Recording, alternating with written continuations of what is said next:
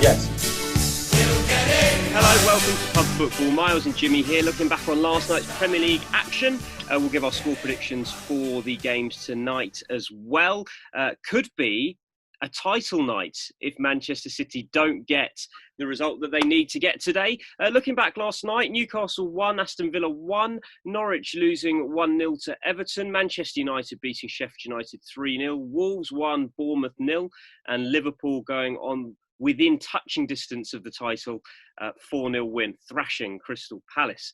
Man United 3, Sheffield United 0. A statement from Man United, Martial hat-trick? Yeah, very impressive performance, to be fair. And, he took the goals really well. Rashford had a bit of a shocker in the first half, bless him, but still set up 2 goals. Sheffield United were very, very poor. So, their season's petering out big time at the moment. Do you think the bubbles burst with Sheffield United? Could they struggle next season? I think you look at it, I think they didn't need the lockdown. And if they only get sort of 1 or 2 wins in these 8 or 9 games, they're in trouble next season, big time. Big call. Man United, 5th? Yeah, and they are going from strength to strength, aren't they? And they're on the coattails of Chelsea, so could do it. Newcastle 1, Aston Villa 1. Feels like it's not enough for Aston Villa, but what it does do is it puts them level on points with the team above them, just outside the relegation zone, puts them level on points with West Ham as well. For Newcastle, this is fine. The season is going to finish mid-table. Yeah, agreed. It's a big point for Villa at the end of the day. As you say, they're now level with everyone else. It's amazing to see Dwight Gale still playing Premier League football. That was interesting. It surprises me every time. And he was set up by Andy Carroll. So, God, what a goal. But, yeah, apart from that, it's a good point for Villa, but they need to stop winning games big time. Norwich going down at home to Everton. You thought Norwich might be able to get something here. I thought Everton were going to pinch it.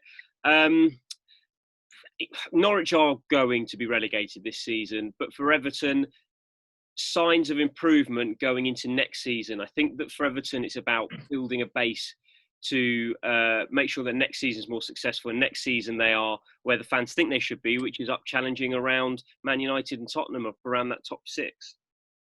Yeah, as you say, the lockdown has probably given Ancelotti a bit more time to assess the squad, see what he kind of thinks moving forward is a good idea. I think Calvert-Lewin's been brilliant this season.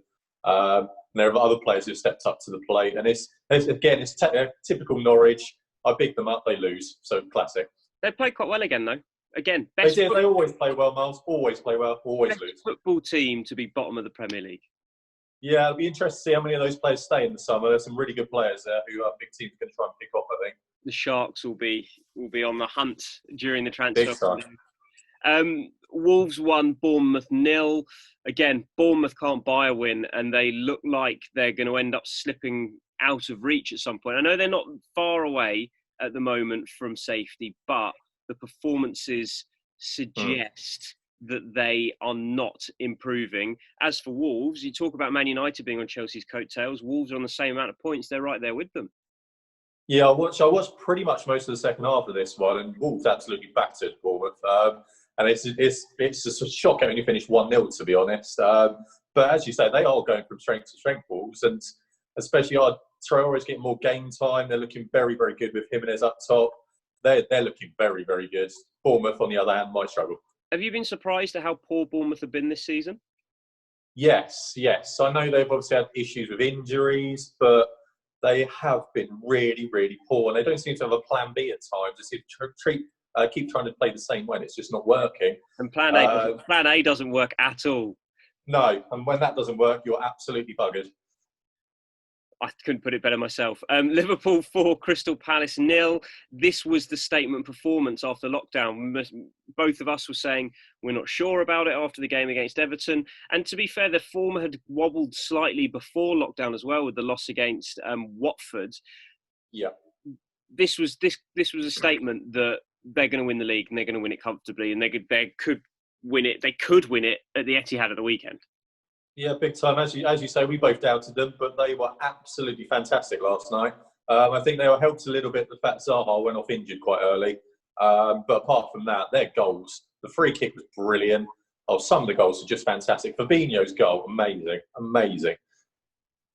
Liverpool are just great. They're just great. And the thing about it, they find a way to get it done. And that's what they're going to do with this league title. By the draw against Everton at Goodison, to be fair, doesn't seem like a bad result now because it got them closer to the title.